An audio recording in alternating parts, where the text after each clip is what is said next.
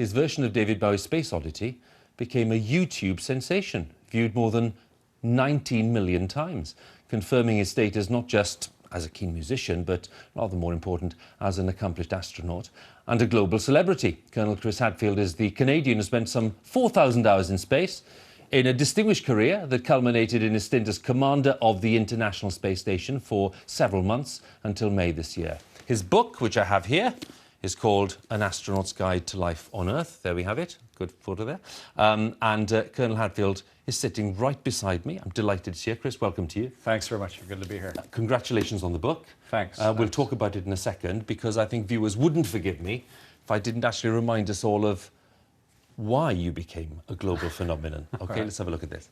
Though I've flown 100,000 miles, I'm feeling very still. And before too long, I know it's time to go. Our commander comes down back to Earth and knows ground control to Major Tom. The time is near. There's not too long. Can you hear me, Major Tom? Can you hear me, Major Tom? Can you hear me, Colonel Chris Hadfield, it's good to have you with us. Thank you very much. Thanks for the invitation. We're talking about this book, which is already a big hit. Yeah, and of course, it's on the basis of not just the YouTube video, which obviously has done its work, but also on the basis of your very long experience in space. What gave rise to that song, to that performance? And when you recorded that in space, did you have any notion at all of what kind of impact it would make? Just a little over a year ago, I recorded a Christmas carol in space that my brother and I had written. And as soon as people started hearing that there was a musician on the space station with a guitar and the ability to record, there was an internet clamoring for me to record Space Oddity, which surprised me because it just seemed incongruous to me. And my son, named Evan, who managed a lot of the social media for the flight, became insistent. And so I sort of did it as a favor to my son. I had no idea what was going to happen. It was like a father-son evening project, you know, just something fun to do. And then I had a musician named M. Greiner who put that beautiful piano work underneath back on Earth. And then my son again was insistent, it has to be video. You're in space, Dad, it's got to be video. So made the video version one Saturday afternoon, and then he edited that together and had no idea as to the import that would come from it. It's really, obviously, really nicely done, and in different locations, because lots of us in television were saying, well, he must have done this and he must have done that, and how did he play it back, and how did he get the music right? I mean, how tricky was it? It was really straightforward. I just used an iPad with GarageBand to record voice, and then I just plunked the iPad up and held the camera myself and sang along with myself to record the video. And then the Canadian Space Agency processed all the video, got it all approved. Evan and an editor put together the video. He produced it, and it's been seen with rebroadcasts hundreds of millions of times, even by Bowie himself. So a pretty amazing project to be a part of.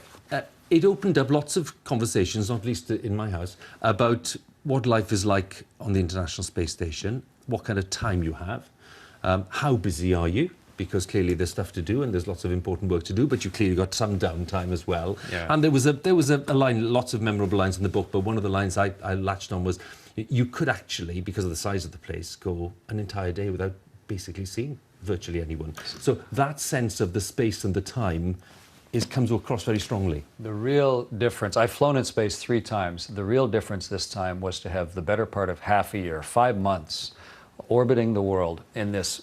It weighs almost 1 million pounds. It's huge, this space station, like several airliners bolted together, and full of experiments, a couple hundred experiments that we're running. A great capability that we've put together. And it's not just the science, just the research, but also it's a place where people live. We can see the world in a way, show people where they are around the planet in a way that caught your children's attention and the attention of people and children all around the world. And I mean, the hours are long. I woke up at this watch woke me up at 6 o'clock every morning with its piercing alarm, and we would work till about 8 at night, and then I'd do projects like music or whatever until I fell asleep at about 1 in the morning. And 7 days a week for the whole 5 months, but an extremely rich time. The images, and we've just seen some of them, are so strong, so beautiful, but they do again underline one of the great themes in the book, which is that you were able to see Earth and consider life on Earth in a totally new way.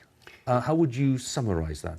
If you and I were on the space station till next May, which would be the equivalent of what we just did, when you first looked out the window at the world, you would revel in it. The world, you'd see the world. But over the creeping awareness of time, you would start to see the world much more intimately and much more familiarly and much more completely as one place. And you'd start to, oh yeah, there's the Skeleton Coast, there's Timbuktu, there's Indonesia, look at the storms today. And you get to a great sense of belonging in the whole thing. It creeps in you, it seeps into you osmotically until by the end you just see it as one place where we all live. And I don't know how you could be immune to it.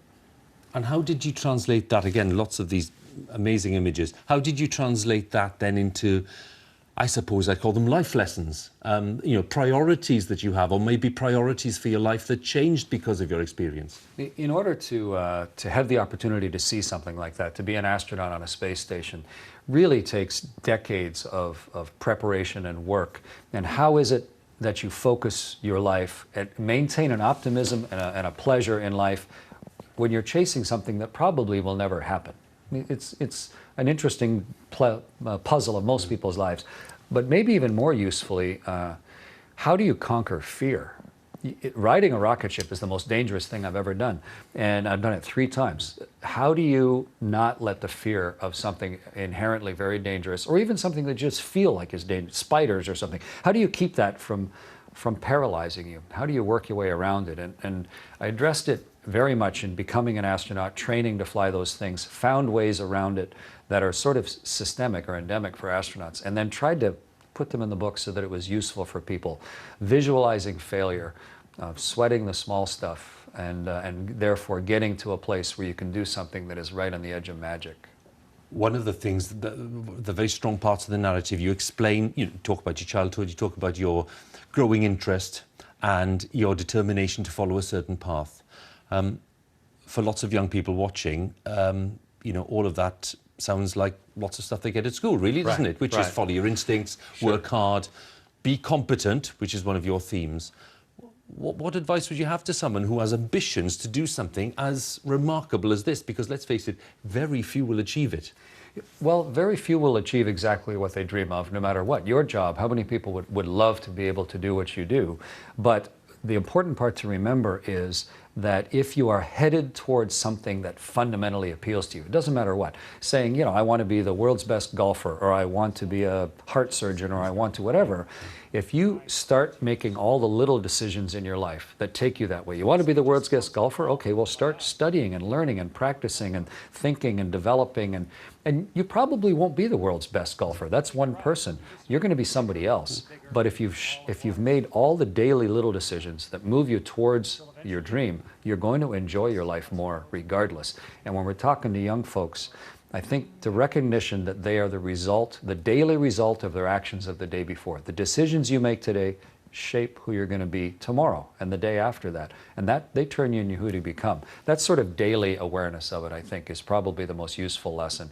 And in the thousands of schools that I've spoken with, it's one I've reinforced for years. I think there'll be people listening today with great interest as well. I'm going to remind people of the book because it's Chris Hadfield, there we are. It's an astronaut's guide to life on Earth. And I want to really end by asking you something rather cheeky, Chris, because